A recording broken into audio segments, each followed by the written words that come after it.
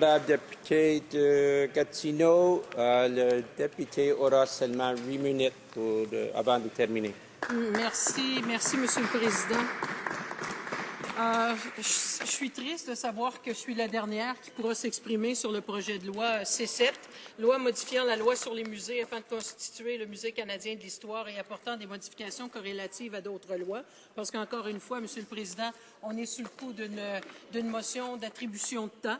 Alors, je suis certaine qu'il y a beaucoup d'autres personnes qui auraient eu à dire beaucoup sur le sujet, de part et d'autre, pas seulement du côté de l'opposition officielle, mais aussi du côté gouvernemental.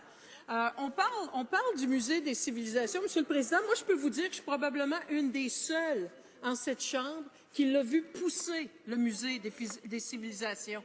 Je travaillais au 25 de la rue Laurier, Monsieur le Président, alors que j'étais jeune étudiante en droit, à la firme Baudry-Bertrand, et devant nous est en train de s'ériger le Musée des civilisations. Musée des civilisations, Monsieur le Président, qui est arrivé parce qu'à l'époque, et ça on parle des débuts des années 80, on avait eu différentes promesses de différents gouvernements dans ma région, l'Outaouais, la belle région de l'Outaouais, qui est juste l'autre côté de la rivière, à l'effet qu'il y avait un débalancement assez profond entre la fonction publique canadienne qui était du côté de la rive ontarienne et celle qui était sur la rive québécoise.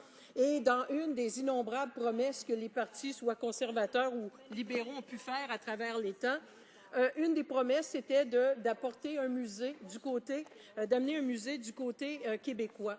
Et le Grand Musée des civilisations, Monsieur le Président, a été construit. À l'époque, ça s'appelait le Musée de l'Homme. Vous allez comprendre pourquoi on a changé le nom, parce que ça faisait un peu discriminatoire dans un concept d'égalité homme-femme. Et c'est devenu le Grand Musée des civilisations.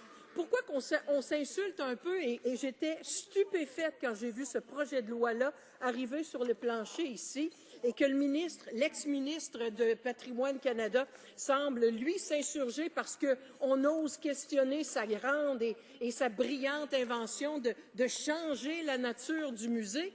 C'est un musée qui fonctionne très bien. Un musée, c'est une chose que de vouloir aider les gens à parfaire leur culture et autres. C'est aussi un outil de développement touristique, économique extraordinairement puissant et qui fonctionne très bien. Et qui fonctionne très bien en Outaouais, Monsieur le Président, à un point tel que c'est probablement le musée le plus performant si je regarde les chiffres qui sont soumis à cet égard. Et qu'est-ce qu'on fait? On s'en va changer la nature de ce musée. Est-ce que le gouvernement conservateur, par la voix de son ministre à l'époque, quand il nous parle de consultation, que moi je traite de consultation bidon, Monsieur le Président, parce que des vraies consultations, c'est dire à une population, de dire aux partenaires, qu'est-ce que vous pensez? Est-ce que le musée X a besoin de se faire renouveler, changer sa vocation, changer de titre, etc.? Que pensez-vous de ça, tourisme outaouais, par exemple? Ce n'est pas le genre de consultation qu'on a fait, Monsieur le Président, d'aucune façon. On a fait une annonce, un moment donné, on est arrivé pour nous dire « Hey, on a 25 millions à vous donner parce qu'on va aller changer une salle X. » Et en changeant, vous allez réaliser qu'en 8 minutes, on peut en dire des choses. Et dans ce contexte-là, on fait miroiter 25 millions et on dit « Est-ce que vous êtes d'accord avec ça, Ville de Gatineau? » Bien, 25 millions, qui va cracher là-dessus, Monsieur le Président? Pas grand monde que je connaisse. Order. Order. Le député de Gatineau a le siège à ce point ici. Est-ce qu'on peut lui écouter pour une autre 4 minutes, s'il vous plaît? Merci, Monsieur le Président. C'est drôle quand on entend les conservateurs hurler parce qu'on leur parle d'économie, de développement touristique important, et que là, ils mettent un espèce de nuage au-dessus d'une région parce qu'on change quelque chose qui fonctionnait bien. Moi, ça me dépasse, Monsieur le Président, comme vous ne pouvez pas le savoir.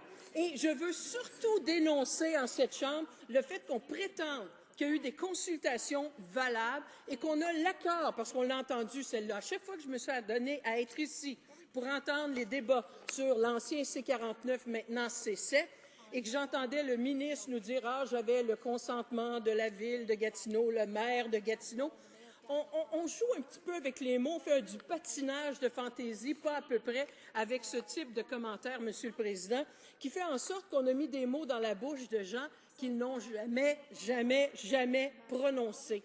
Et dans ce contexte-là, Monsieur le Président, moi, je trouve qu'on a induit beaucoup de gens en erreur. On donne l'impression qu'on va changer quelque chose d'extrêmement bien, mais je ne sais pas comment le gouvernement va réagir quand une région qui est déjà pas avantagée au niveau, justement, de son partage de fonctions publiques, à moins qu'on prétende qu'avec les coupures de postes qu'on fait du côté d'Ottawa, on est en train de rééquilibrer le fameux 75-25 qui a toujours été promis à l'Outaouais, en disant, ben on a coupé plus de postes du côté d'Ottawa, fait que là, ça se rééquilibre. C'est pas de la création d'emplois, ça, Monsieur le Président.